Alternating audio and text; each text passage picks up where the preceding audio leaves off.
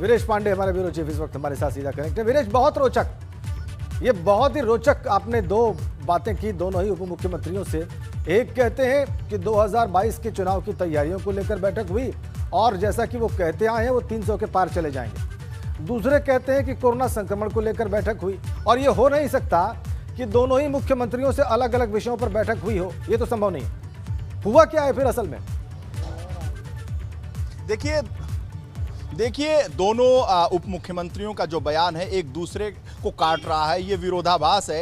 एक कहते हैं कि अब की बार 300 के पार, केशव मौर्य जी ने ये स्लोगन दिया है और यही केशव मौर्य जी हैं जिन्होंने कहते थे कि 2 मई दीदी गई, तो वहां दीदी गई कि भाजपा गई ये सबके सामने है। तो ये स्लोगन की पार्टी है। दूसरे उप मुख्यमंत्री निकलते हैं और वो कहते हैं कि कोरोना पर बैठक चल रही है। डॉक्टर बीएल संतोष कोरोना के बहुत बड़े एक्सपर्ट हैं और डॉक्टर दिनेश शर्मा कोरोना के बहुत बड़े एक्सपर्ट हैं, क्योंकि कोरोना संकट से निपटने के लिए इन दोनों की राय मशविरा बहुत जरूरी है। ये जनता भी जानती है, ये हम भी जानते हैं। और अगर उप मुख्यमंत्री ने ऐसा बयान दिया है सबके सामने तो बहुत ही हास्यास्पद बातें हैं। क्या कोरोना पर बात होगी जब टीम 9 और टीम 11 में इन उप मुख्यमंत्रियों को बुलाया तक नहीं जाता, इनके विचारों को रखा तक नहीं जाता। तो आज इस संगठन भारतीय जनता पार्टी के इस संगठन के जो कार्यालय में, हेडक्वार्टर में इन दोनों उप मुख्यमंत्रियों को बुलाया जा रहा है। एक अलग विरोधाभास है।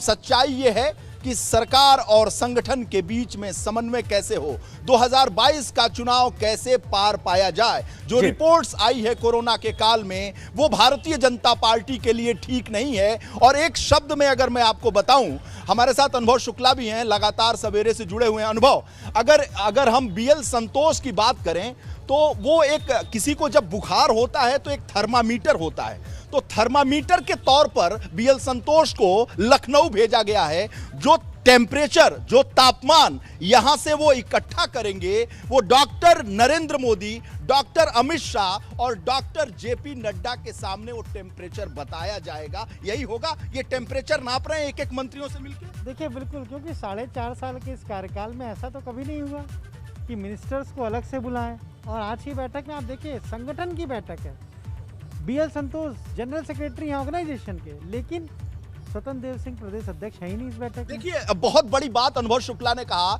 कि स्वतंत्र देव सिंह सवेरे से ये बैठक चल रही है।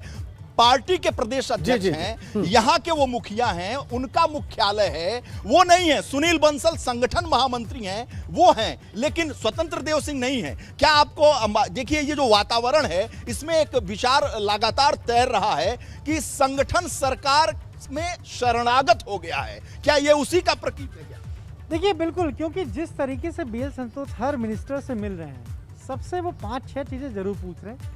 संगठन के साथ कैसा समन्वय है, यानी कहीं ना कहीं ये मैसेज आला कमान तक गया है कि मिनिस्टर्स का, विधायकों का संगठन के साथ समन्वय नहीं है और संगठन और सरकार के बीच समन्वय नहीं है।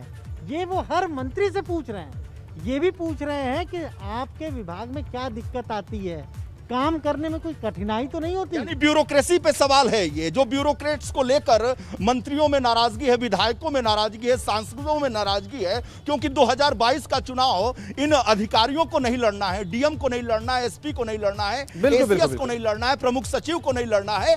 इन मंत्रियों को जाना है जनता के दरबार में। देखिए बिल्कुल, क्योंकि तमाम ऐसे अफसर हैं जिनको लेकर जो जनप्रतिनिधि है वो कितनी बार शिकायत कर चुके हैं और वो प्रदेश अध्यक्ष से शिकायत करते हैं, लेकिन उस पर कोई कार्रवाई हुई नहीं, आश्वासन उनको मिलता नहीं है।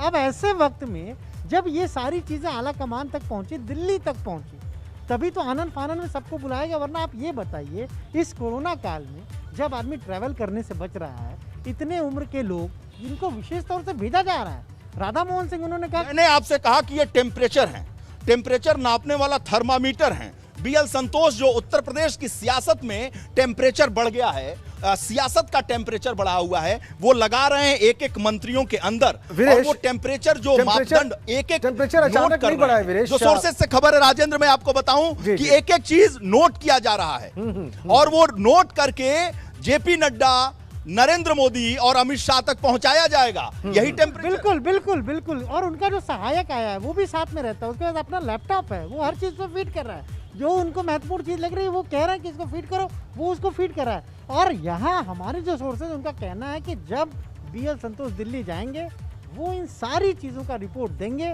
उस रिपोर्ट के बाद कुछ और लोग लखनऊ आएंगे और कुछ और चीजें आगे बढ़ेंगी। अनुभव शुक्ला एक बड़ी बात बता रहे हैं और ये कह रहे हैं कि जो उनका सहयोगी है वो लैपटॉप पर एक एक चीजों को रिकॉर्ड कर रहा है, बल्कि वो लिख रहा है और वो सारी रिपोर्ट आला कमान को सौंपी जाएगी। मैं फिर कह रहा हूं कि टेम्परेचर कैसा है, इस टेम्परेचर को बताया जाएगा डॉक्टर नरेंद्र मोदी, डॉक्टर अमित शाह और जेपी नड्डा के सामने, और उसके बाद से इलाज किया जाएगा, दवा दी जाएगी। उत्तर प्रदेश संगठन को भी दवा दी जाएगी, उत्तर प्रदेश की सरकार को भी समुचित उचित व्यवस्था के साथ जो बेहतर इलाज हो सकता है वो इलाज किया जाएगा, क्योंकि नरेंद्र मोदी 80 सांसदों वाले इस प्रदेश को छोड़ नहीं सकते। उनके पराक्रम से 325 के करीब भारतीय जनता पार्टी ने अभूतपूर्व सफलता दर्ज की थी 2017 में। 2022 उत्तर प्रदेश खो नहीं सकते। ये पश्चिम बंगाल नहीं है, ये बिहार नहीं है। हमारे साथ श्रीकांत शर्मा है, उनसे बात करते हैं। सरकार के प्रवक्ता भी मिल रहे हैं। श्रीकांत जी ये बताइए कि क्या बातें हैं। श्रीकांत जी आप सरकार के प्रवक्ता हैं, इस बैठक के बारे में प्लीज। धन्यवाद श्रीकांत जी। श्रीकांत शर्मा जो सरकार के प्रवक्ता हैं, बहुत मुखर वक्ता माने जाते हैं, लेकिन शायद BL संतोष ने उन्हें इंस्ट्रक्ट किया होगा कि कुछ बताना नहीं है और वो बोल नहीं रहे, उनकी गाड़ी जा रही है। सरकार के एक राजेंद्र एक और बात बता दूं, सरकार के चारों प्रवक्ता अनिल राजभर, महेंद्र सिंह, श्रीकांत शर्मा और सिद्धार्थनाथ सिंह अभी बैठे हुए थे, यानी 3 तो उसमें बैठे हुए, श्रीकांत शर्मा निकल चुके हैं। यानी चारों सरकारी प्रवक्ता जो सरकार के प्रवक्ता हैं यहाँ पे, उनकी भी बैठक BL संतोष के साथ थी। क्या मायने? देखिए बिल्कुल, कहीं ना कहीं सरकार का पक्ष कैसे जाना है, जनता के बीच कैसे पक्ष जाए, इस पर भी जरूर चर्चा हुई होगी। और एक चीज़ जो हमने इस बैठक में ऑब्जर्व किया है, यानी हर एक समाज से जो मंत्री है उनको बुलाया गया है। उस समाज में सरकार को लेकर क्या फीडबैक है, संगठन को लेकर क्या फीडबैक है, पंचायत चुनाव में उस समाज ने साथ दिया या नहीं दिया, ये बहुत महत्वपूर्ण है। देखिए ये बड़ी बात कह रहे हैं, इसलिए ये कह रहे हैं कि केशव मौर्य पिछड़े समाज से आते हैं, उनको बुलाया गया। दिनेश शर्मा ब्राह्मण समाज से आते हैं, उनको बुलाया गया। और साथ ही साथ रमापति शास्त्री दलित समाज से आते हैं, कैबिनेट मंत्री हैं, उनको बुलाया गया। और गुलाबो देवी राज्य मंत्री हैं, लेकिन धोबी समाज से आती हैं, उनके पास भी फोन गया है, उनको भी बुलाया गया है। बहुत सारे ऐसे कैबिनेट मंत्री हैं जिनके पास BL संतोष का फोन नहीं गया है, उन्हें नहीं बुलाया गया है। तो ऐसे में ये टेम्परेचर नहीं है तो क्या है, अन्य समाज जो महत्वपूर्ण समाज हैं, जो सामाजिक संगठन हैं, पंचायत चुनाव में कैसे वोट किया गया है 2022 में, वो वोट करेंगे या नहीं करेंगे। स्वामी प्रसाद मौर्य को भी बुलाया गया। तो आप सोचिए कि जो पिछड़ों के बड़े कद्दावर नेता हैं, जो दलित समाज के कद्दावर नेता हैं, जो ब्राह्मण समाज के प्रतिनिधि हैं, उनको भी बुलाया गया है। तो जातीय समीकरण को भी साधने की कवायद है। किस रूप में? देखिए इसका लबोलुआब ये है कि 2022 का जो वैतरणी है उसे कैसे पार किया जाए, इसी पर गहन मंथन विचार किया जा रहा है। और इसके लिए जो भी करना होगा संगठन करेगी, नरेंद्र मोदी करेंगे, अमित शाह करेंगे और जेपी नड्डा करेंगे, क्योंकि 80 सांसदों का, जहां से खुद सांसद हैं नरेंद्र मोदी, वो अपने हाथ से निकलने नहीं देंगे। पश्चिम बंगाल नहीं है, यहाँ के निकलने से भारतीय जनता पार्टी पर असर नहीं पड़ता। बिल्कुल ठीक कहा आपने, बिल्कुल दुरुस्त बात है ये वीरेश, कि उत्तर प्रदेश बहुत महत्वपूर्ण है। इसे किसी भी हालत में भारतीय जनता पार्टी का शीर्ष नेतृत्व गंवा नहीं सकता, गंवाना नहीं चाहेगा, और जो कुछ भी उसके लिए आवश्यक है वो सब करेगा। और इन बैठकों के सिलसिलों से यह बिल्कुल साफ निकलकर सामने भी आ रहा है। बहुत धन्यवाद आपका भी, बहुत धन्यवाद अनुभव शुक्ला।